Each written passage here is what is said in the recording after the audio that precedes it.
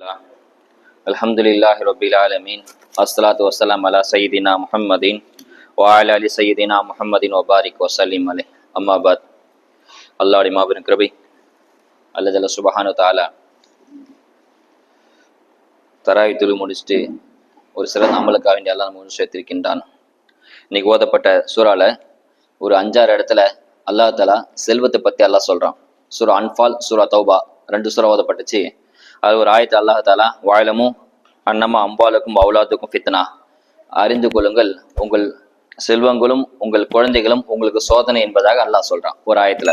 இன்னொரு ஆயத்துல அல்லாஹ் சொல்றான், இன்னல்லதி யுன்ஃபிகூன அம்வாலகும் லியசுத்தூன அன் சபீலில்லாஹ், அல்லாஹ்வுடைய மார்க்கத்தை அவங்க அழிக்கிறதுக்காக வேண்டி செலவு செய்வாங்க, இருந்தாலும் அவங்க கை செய்து தான் போடுவாங்க. இன்னமும் அவங்க அல்லாஹ் மார்க்கத்தை அழிக்கிறதுக்காக வேண்டி செலவு செஞ்சுட்டே இருப்பாங்க, ஆனா அல்லாஹ் அவங்க வெற்றி கொடுக்க மாட்டான், தொடர்ந்து தோல்வியை தான் கொடுப்பான் அப்படின்னு ஒரு ஆயத்துல சொல்றான். இப்படி அல்லாஹ் தஆலா செல்வத்தை பத்தி திட்டத்திட்ட இன்னைக்கே ஒரு 6 இடத்துல வந்துச்சு. இன்னொரு அல்லாஹ் சொல்றான், சிலருக்கு செல்வத்தை அல்லாஹ் தஆலா நல்லதுக்காக வேண்டி கொடுப்பான், இன்னும் சிலருக்கு செல்வத்தை சோதிப்பதற்காக வேண்டி கொடுத்தான். எதுக்கு அந்த செல்வத்தை வச்சு எப்படி செலவு பண்றாங்க, ஹலாலா பண்றாங்களா, நல்ல மார்க்கத்தை செலவு பண்றாங்களா சோதிப்பான். அதை பார்த்து நீங்க ஏமாந்துராதீங்க அல்லாஹ் சொல்றான். பலா தோஜுபுக்க அம்பாலுக்கும் அவுலாதுக்கும், அவங்க செல்வத்தை பார்த்து அவங்க குழந்தைங்களை பார்த்து நீங்க ஆச்சரியப்படாதீங்க, இன்னும் அல்லாஹ் அவ்வளவு செல்வம் கொடுத்துறானே அப்படின்னு ஆச்சரியப்படாதீங்க, அது அவங்களுக்கு சோதனையா இருக்கலாம் என்பதாக அல்லாஹ் சொல்றான். இன்னொரு இடத்துல அல்லாஹ் தஆலா ஜகாத் யாராருக்கெல்லாம் உரியுது அப்படின்னு சொல்லி ஒரு 8 பிரிவு ஜகாத் இவங்களுக்கு தான் சேரலாம் அப்படின்னு சொல்லி அல்லாஹ் சொல்றான். இப்படி நிறைய இடத்துல இன்னும் சில பேர் சொல்லுவாங்க, அல்லாஹ் அவனுக்கு மட்டும் அவ்வளோ கொடுத்துட்டானே, எனக்கு எதுவுமே கொடுக்கல, எனக்கு மட்டும் கொடுத்துருந்தான்னு சொன்னா நான் எப்படி தெரியுமா செலவு செய்வேன், அல்லாஹ் பாதியில் அப்படியே கட்டுவேன், பள்ளிவாசல கட்டுவேன், ஏழைக்கெல்லாம் கொடுப்பேன், கல்யாணம் பண்ணி வைப்பேன் அப்படி இப்படின்னு சொல்லுவாங்க. ஒருவேளை அல்லாஹ் அவனுக்கு வாதி கொடுத்துட்டான்னு சொன்னா கொஞ்சம் அதை பழையபடி எதுவுமே செய்ய மாட்டாங்க அப்படின்னு அல்லாவே சொல்றான். குர்ஆன்ல சொல்றான், வலம்மா ஆத்தாகும் மின் ஃபல்லிஹி, அல்லாஹ் தஆலா அவனுடைய அருட்கொடை ஏதாவது கொடுத்துட்டான்னு சொன்னா பகிலு பிஹி மற்ற வல்ல வகும் ஒரு இலோன், அவங்க ரொம்ப கஞ்சத்தனம் போடுவாங்க, கொடுக்குற வரைக்கும் கொடுத்தா இப்படி செய்வோம் அப்படி செய்வோம்னு சொல்லுவாங்க. அப்படி அல்லாஹ் கொடுத்துட்டா கஞ்சத்தனம் போடுவாங்க, எதுவுமே கொடுக்க மாட்டாங்க அப்படின்னு அல்லாஹ் சொல்றான். அதுக்கு ஒரு ஹதீஸ் நம்ம கேள்விப்பட்ட ஒரு சஹாபி இருப்பாங்க, நான் துவா செய்யுங்க செல்வத்துக்குன்னு சொல்லுவாங்க, திரும்ப திரும்ப கேட்க 3 தடவை கேட்பாங்க, சலாசம் துவா செஞ்சிருவாங்க. ஒரு கட்டத்துல ஆடு பண்ணையாச்சு, மாடு பண்ணையாச்சு, ரொம்ப பெருசாச்சு, பர்ல தொலை கட் ஆயிடுச்சு, பர்ல தொலை வராம போயிட்டாரு, ஜும்மாவுக்கு மட்டும் வந்தாரு. திரும்ப இன்னும் பண்ண பெருக ஜும்மாவும் கட்டாயி போச்சு, ஈது நாளுக்கு 2 பெருநாள் தொலைக்கு மட்டும் வந்தாரு. இப்படியே பண்ண பெருக மதினால வீட்டுல இடம் பத்தல, ஊருக்கு மதினா வெளியில போயிட்டாரு, எல்லா தொழிலையும் விட்டுட்டாரு.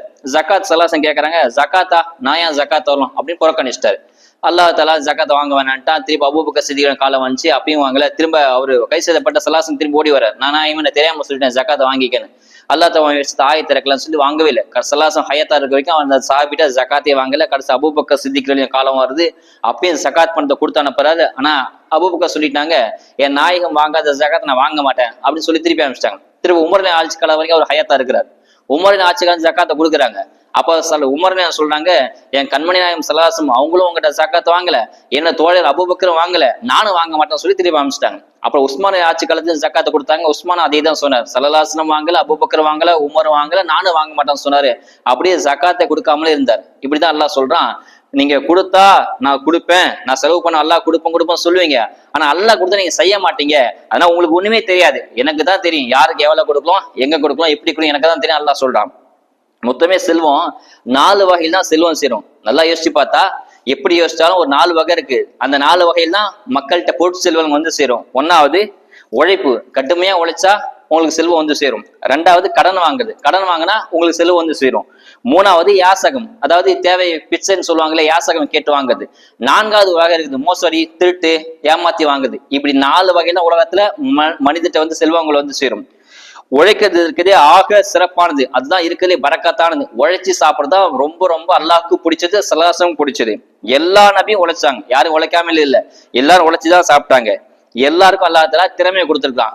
சும்மா ஒருத்தர் இவருக்கு எந்த திறமையுமே இல்லை அப்படின்னு சொல்றாலும் உலகத்தை அல்லாஹ் யாருமே வச்சில்ல, ஏதாவது திறமை அல்லாஹ் அவருக்கு வச்சிருப்பான். அந்த திறமையை பயன்படுத்தி உழைச்சான்னு சொன்னா அல்லாஹ் நிச்சயமா முன்னெடுத்து கொடுப்பான். எந்த திறமை இல்லைங்க, இதுக்கு ஒண்ணுமே தெரியும், வெட்டுங்க வேஸ்ட்னு சொல்றாலும் உலகத்துல அல்லாஹ் யாருமே படைக்கவும் மாட்டான். அல்லாஹ் ஏதாவது திறமை வச்சிருப்பான். உழைச்சு சாப்பிடுறது எந்த அளவுக்கு சிறப்புன்னு சொன்னா அல்லாஹ்வுடைய பாதையில போறது அப்படின்னு சலாசம் சொல்றாங்க. ஒருத்தர் விறகு வெட்டுறதுக்காக கோடால தூக்கிட்டு காட்டுக்கு போறாரு, சலாசம் சொல்றாங்க இவர் அல்லாஹ்வுடைய பாதையில போறாருன்னு சொல்றாங்க. நம்ம எப்படி போர் செய்யறோம், போர் செய்து போற மாதிரி உழைக்கிறது அல்லாஹ்வுடைய பாதை என்பதாக ஸல்லல்லாஹு சொல்றாங்க. உழைக்கிறது ரொம்ப அல்லாஹ்வுக்கு பிடிச்சது. இன்னும் சொல்லுவாங்க ஸல்லல்லாஹு அலைஹி வஸல்லம், எப்பெல்லாம் உழைப்பு பத்தி ஹதீஸ் பேசும்போது, தாவூத் அலைஹிஸ்ஸலாம் அப்படி ஒரு நபி இருந்தாங்க, அவர் மிகப்பெரிய அரசர், அவரே உழைச்சிதான் சாப்பிட்டாருன்னு சொல்லுவாங்களாம். தாவூத் அலைஹிஸ்ஸலாம் அரசர், உழைக்க வேண்டிய அவசியம் கிடையாது, இப்படின்னாலே அவருக்கு எல்லாமே வந்து சேர்ந்துரும். ஆனாலும் அவர் உருக்க சட்டையை செஞ்சு வித்துதான் உழைச்சு சாப்பிட்டார் அப்படின்னு ஸல்லல்லாஹு அடிக்கடி சொல்லுவாங்க. உழைக்கிறது ரொம்ப ரொம்ப பிடிக்கும், உழைக்கத்தான் ஃபர்ஸ்ட். அதுக்கப்புறம் கடன் இருக்கு இல்லையா, கடன் வாங்கக்கூடாது மார்க்கம் சொல்லவே இல்லை. கடன் வாங்கலாம், தேவைக்கு, அத்தியாவசிய தேவைக்கு. கடனே இல்லை, இப்ப அது வாங்கலன்னு சொன்னா சம்பிச்சு போயிடும், வாழ்க்கை சம்பிச்சு போயிட்டு சாப்பிட முடியாது, அடுத்த வேலை சாப்பாட்டுக்கு இல்லை அப்படின்னா கடன் வாங்கலாம். இல்ல அத்தியாவசியம் இல்லாம அனாவசியமான தேவை, வீட்டுக்கு ஃப்ரிட்ஜ் வேணும், ஏசி வேணும், அவன் அப்படி வச்சிருக்கான், அவன் கார் வச்சிருக்கான், நம்ம ஒன்னும் வாங்கலையே, கடன் வாங்கி லோன் போட்டு வாங்கணும் மார்க்கம் எங்கேயுமே சொல்லல. தேவைக்கு கடன் வாங்கினா கூடும். நல்லா புரிஞ்சுக்கங்க, நம்மளோட ஆக உயர்ந்தவங்க ஸல்லல்லாஹு அலைஹி வஸல்லம் தான். ஸல்லல்லாஹு அலைஹி வஸல்லம் கடன் வாங்கியிருக்காங்க, சஹாபாக்கள் கடன் வாங்கியிருக்காங்க, நபிமார்கள் கடன் வாங்கியிருக்காங்க. கடன் வாங்க வேணாம்னு சொல்லல, வாங்கலாம், ஆனா அது உங்களால திருப்பி கொடுக்கலாம்ன்ற நேயத்தோட வாங்குங்க, அல்லாஹ் உதவி செய்வான். கடன் வாங்குறது இதுவும் கிடையாது, கேவலமானதும் கிடையாது, மோசமானதும் கிடையாது. கடன் ஸல்லல்லாஹு வாங்கியிருக்காங்க, அதனால கடன் வாங்குறது தப்பு கிடையாது. ஆனா தேவைக்கு வாங்குறோமா அதுதான் அங்க யோசிக்கலாம். இது ரெண்டாவது. மூணாவது, யாசகம் இருக்கு இல்லையா, அதுவும் கேவலமானது. யாசகம் வாங்குறது கேவலமா. ஸல்லல்லாஹு ஹதீஸ்ல சொல்றாங்க, யாரு யாசகம் வாங்கினாலும் நாளைக்கு மறுமையில் இருக்கும் போது சதை இல்லாம எல்லாம் எழுப்புவானா. எப்படி கொஞ்சம் யோசிச்சு பாருங்க, உடம்புல சதை இல்லாம எலும்பு கூட அங்கங்க எலும்பு தொங்கி சதை தொங்கி எப்படி இருக்கும், அந்த மாதிரி கேவலமா நாளைக்கு மறுமையில் அல்லாஹ் எழுப்புவான் என்பதாக ஸல்லல்லாஹு ஹதீஸ் சொல்றாங்க. ஒரு சபையில ஸல்லல்லாஹு சொல்றாங்க, யாருக்கிட்டையும் எந்த தேவையும் ஆகாம நீங்க உலகத்தை வாழ்ந்து மறந்துச்சோன்னா, யாருக்கிட்டையும் எந்த தேவையும் முறையிடாம எந்த தேவையும் நீங்க பெறாம நீங்க உலகத்துல வாழ்ந்து மௌத்தா போயிட்டீங்கன்னு சொன்னா உங்க சொர்க்கத்துக்கு நான் பொறுப்பேற்றுக்கிறேன் அப்படின்னு ஸல்லல்லாஹு சொன்னாங்க. சொன்ன உடனே சாபி சௌபான் அப்படிங்கிற சாபி, நாயுமே நான் அப்படி வாழ்ந்து காட்டுறேன்னு சொன்ன உடனே ஸல்லல்லாஹு உன் சொர்க்கத்துக்கு நான் பொறுப்புப்பா அப்படின்னு சொல்லிட்டாங்க. இந்த ஹதீஸ் அறிவிக்கிட்ட இந்த சௌபான் ரலியல்லாஹு அவங்க தான் அறிவிக்கிறாங்க. அப்படி சொன்னதுனால அந்த சௌபான வரலாற்றை பதிவு செய்யறாங்க. உலகத்துல யாருக்கிட்ட எந்த தேவையுமே படலையா. உதாரணத்துக்கு ஒட்டகத்துல ஏறும் போது கட்சி கீழே வந்தா கூட எடுத்து கொடுப்பாங்க, அதை வாங்கவே மாட்டாராம், தானா இறங்கிதான் எடுத்து வைப்பாராம். எந்த தேவையும் மௌத்தா போற வரைக்கும் எந்த தேவையும் சுய தேவையா இருக்கட்டும், எப்படிப்பட்ட தேவையா இருந்தாலும் மத்தவங்கள்ட்ட கை நீட்டி வாங்கல பெறல என்பதாக அறிவிக்கிறாங்க சோபான். அதனால யாசகம் கேட்கறதுக்கு ஒரு முறை இருக்குது. அடுத்த வேலைக்கு சாப்பாடு இல்லை, ஒண்ணுமே இல்லை, இல்லைன்னா செத்து போயிடுவாங்கன்ற நிலைமையில யாசகம் கேட்கலாம்.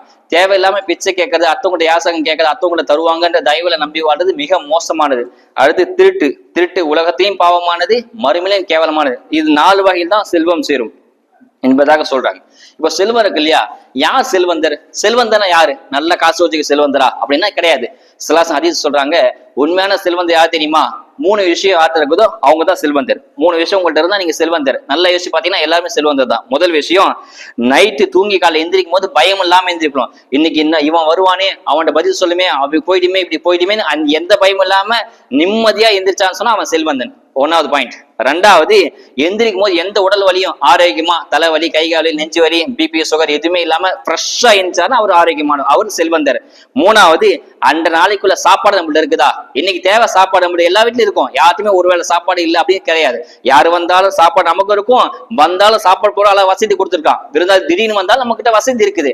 இந்த 3ம் இருக்கவர் செல்வந்தர். ஸல்லல்லாஹு சொல்றாங்க, இந்த 3ம் எந்திரிக்கும் போது பயம் இல்லாம எந்திரிக்கலாம், எந்திரிக்கும் போது தூங்கி ஆரோக்கியத்தை எந்திரிக்கிறாரு. 3வது, அன்னைக்கு நாளோட சாப்பாடு அவர்கிட்ட இருக்குன்னு சொன்னா உலகம் ஃபுல்லா சுருட்டி அவர் கையில கொடுத்த மாதிரி, அதாவது முழு செல்வந்தர், மாபெரும் செல்வந்தர் என்பதாக ஸல்லல்லாஹு சொல்றாங்க. ஒரு செல்வந்தர் ரோட்ல போறாரு, ரொம்ப பெரிய பணக்காரன், ஆனா அவர் போகும்போதே மூச்சு வாங்குது, தாறுமாறா மூச்சு வாங்குது, ரொம்ப இப்படின்றாரு. அவர் செல்வந்தரா? அவர் பணம் வச்சு அவர் என்ன பண்ண போறாரு? அவ்வளவு பணம் வந்து அவர் மூச்சு வாங்குறத சரி பண்ண முடியாது. 10-15 பவுன்சர் பின்னாடி ஓடி வராங்க பாடிகார்ட். அவர் செல்வந்தர் கிடையாது. எல்லாமே செல்வம் நிறைய இருக்கு, செல்வம் நிறைய இருக்குது, ஆனா பயம் இருக்குது.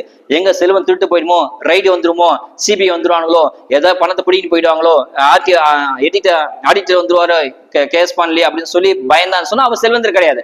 பணம் இருந்து பயப்படுறாரு. இவர் உண்மையான செல்வந்தர் கிடையாது. பணமும் இருக்குது, ஆரோக்கியமும் இருக்குது, ஆனா எதுவுமே சாப்பிட முடியல, சாப்பிடக்கூடாது தகுதி இல்லைன்னு சொன்னா அவர் செல்வந்தர் கிடையாது. எதனால ஸல்லல்லாஹு சொல்றாங்க, ஆரோக்கியம் எந்திரிக்கும் போது பயம் இல்லாம எந்திரிக்கலாம், ஆரோக்கியத்தோட எந்திரிக்கலாம், அன்னைய நாள் சாப்பாடு யார்கிட்ட இருக்குதோ அவர் தான் உண்மையான செல்வந்தர் என்பதாக ஸல்லல்லாஹு சொல்றாங்க. போதும் என்ற மனம் வேணும். அல்லாஹ் இதை தான் கொடுத்தானா ஹை, அதுதான் நமக்கு செல்வம். போதும், அடுத்தவங்களை பார்த்து பொறாமப்படாம போதும் என்ற மனம் யாருக்கு இருக்குதோ உலகத்துல போட்டி இருக்காது, பொறாம இருக்காது, மோசடி இருக்காது, குரோதம் இருக்காது, பகட்டு இருக்காது, எந்த வித குற்றமும் நடக்காது. போதுன்ற மனம் இருந்துச்சுன்னா. ஸல்லல்லாஹு குர்ஆன்ல அல்லாஹ் சொல்லும் போது வஜதக ஆயிலன் பாகனா அப்படின்னு அல்லாஹ் சொல்றான். என் நாயுமே நீங்க ஒண்ணுமே இல்லாம இருந்தா உங்களை பணக்காரன் ஆக்கணும் அப்படின்னு அல்லாஹ் சொல்றான். நல்லா யோசிச்சு பாருங்க, ஸல்லல்லாஹு வீட்டுல என்னங்க இருந்துச்சு? ஒண்ணுமே கிடையாது. ஆனா அல்லாஹ் தஆலா சொல்றான் நான் பணக்காரன்னு சொல்றான். எப்படின்னு கேட்டீங்கன்னா, ஜிப்ரீல் அலைஹிஸ்ஸலாம் வராங்க, வந்து நாயுமே நீங்க ஊன்னு சொல்லுங்க, உஹது மலை ஃபுல்லா நான் தங்கமாக்குறேன் அப்படின்னு ஜிப்ரீல் அலைஹிஸ்ஸலாம் சொல்லும் போது ஸல்லல்லாஹு சொல்றாங்களா, வேணாம்ப்பா அந்த கண்கட்டி வித்தனை எனக்கு தேவையில்லை, எனக்கு ஒரு நாள் சாப்பாடு வயிறார சாப்பிட்டா அல்லாஹ்க்கு நன்றி செலுத்துவேன், ஒரு நாள் சாப்பாடுனா அல்லாஹ்ட்ட நான் கேட்டு வாங்குவேன், நன்றியும் வேணும் சுக்குரும் வேணும், அதுதான் எனக்கு வேணும் அப்படின்னு ஸல்லல்லாஹு சொன்னாங்க. இதைதான் அல்லாஹ் சொல்றான், நீங்க போதும் என்ற மனத்தோட இருந்தீங்க பாத்தீங்களா, இதுதான் உண்மையான செல்வம், நான் உங்களை பணக்காரன் ஆக்கிட்டேன், மனதளவில் பணக்காரன் ஆக்கிட்டேன் என்பதை அல்லாஹ் குர்ஆன்ல சொல்றான். இந்த என்ன வேணும் நமக்கு தெரியாது, அல்லாஹ் குர்ஆன்ல சொல்றான், வல்லாஹு யஅலமு வ அன்தும் லா தஅலமூன், உங்களுக்கு தெரியாதுப்பா, எனக்கு தான் தெரியும், உனக்கு நான் எவ்வளவு கொடுக்கணும் எங்க கூட எப்படி எனக்கு தான் தெரியும் அல்லாஹ் சொல்றான். அதே மாதிரி ரிஸ்க தேடி நம்ம போக தேவையில்ல, பணம் ரிஸ்க் வாழ்வாதாரம் நம்மளை தேடி வரும். ஹதீஸ் எல்லாம் சொல்றாங்க, இன்ன ரிஸ்க யத்லுபுல் அப்த கமா யத்லுபுல் அஜல்ஹு, மவுத் எப்படி உங்களை தேடி வருதோ, மவுத்தை நம்ம தேடி போறோமா, மவுத்த தேடியா போறோம், எங்க இருந்தாலும் எப்படி இருந்தாலும் மவுத் வந்துடும். அதே மாதிரி நீங்க எந்த வீட்டுல இருந்தாலும் எப்படி எந்த ஊருக்கு போனாலும், ட்ரெயின்ல போறீங்க, பஸ்ல போறீங்க, பிளைட்ல போறீங்க, உங்களை சாப்பாடு உங்களை தேடி வரும். அது அல்லாஹ் சொல்றான். ஸல்லல்லாஹு சொல்றாங்க, உங்களை தேடி எப்படி மவுத்து வருதோ அந்த மாதிரி உங்களை தேடி உணவும் வரும் என்பதாக ஸல்லல்லாஹு ஹதீஸ்ல சொல்றாங்க. ஆக இப்படி ரிஸ்க் நம்மளை தேடி வரும். இந்த ஆயத்துக்கு விளக்கம், இந்த ஹதீஸ்க்கு விளக்கம் தரும் போது கசாலி இமாம் சொல்றாங்க, தாவூத் அலைஹிஸ்ஸலாம் பெரிய அரசர், அவர் அரசர் இருந்த போது ஒரு பெண் வரா, ஒரு பெண்ணு முஸ்லிமான பெண்மணி தான். அந்த பெண்மணி கேட்கிறாரு, ரப்புக்கு ஆதில் அவுல் ஆதிமன் அப்படின்னு கேட்கறாங்க. உன் ரப்பு அல்லாஹ் இருக்கான் இல்லையா, அல்லாஹ் நீதமானவனா மோசமானவனா அப்படின்னு பெண்மணி கேட்கறா. அவ இஸ்லாம் தாரி தான். உடனே தாவூத் கோவப்பட்டு, வைஹக் நாசமாகட்டும், ஏன் அப்படி சொல்ற, அல்லாஹ் உண்மையிலேயே நீதமானவன் தான், உன் பிரச்சனை என்ன சொல்லு, நான் தீர்த்து வைக்கிறேன் அப்படின்னு சொன்ன உடனே அந்த பெண்மணி சொல்றாங்களா, எனக்கு கணவர் இல்ல, நான் ஒரு பெண்மணி, எனக்கு 3 பெண் பிள்ளைங்க இருக்கிறாங்க, எனக்கு சாப்பாடுக்கு ரொம்ப கஷ்டம், இது வரைக்கும் என் வாழ்நாள் யாச்சும் கை நீட்டி இதை கொடு அதை கொடு நான் கேட்டதும் கிடையாது, கண்ணியமா வாழ்றேன்.